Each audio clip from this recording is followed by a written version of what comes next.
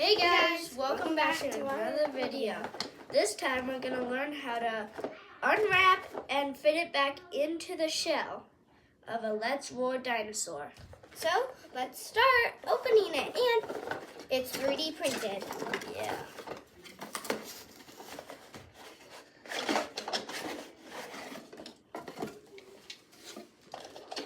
Whoa, this thing is so cool. Yeah.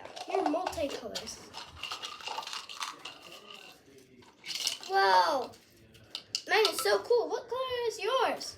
Mine is green, blue, and purple.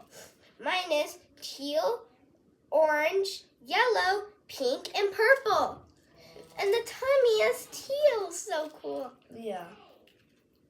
My tummy is every color.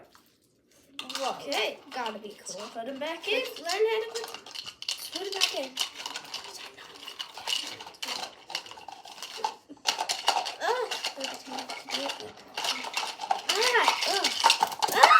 Oh no! How does this fit? Oh no! That gotta be kidding me. No, that is not how you do it. Well, let's learn how to do it The right way. Yeah. So, first, We put our take top the bottom. down. We take the bottom, not our top. How you'll know is the bottom has spikes in the top, And the flat. and the top does not have spikes. And this has a flat bottom. So Okay, let's you put it in. curve it in like You that. wrap it around the sides. Okay. Then it's wrapped around. You bend, You make it sideways like this. and then you And bend. you put it in, and with the head, instead of putting it like that, because the horn will stick out, you put it like this.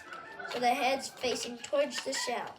Like this. You grab your top, and you put it in, like that. Oh no, I did mine wrong. Can you help me? Yeah, I'll do it again. Okay, take it out.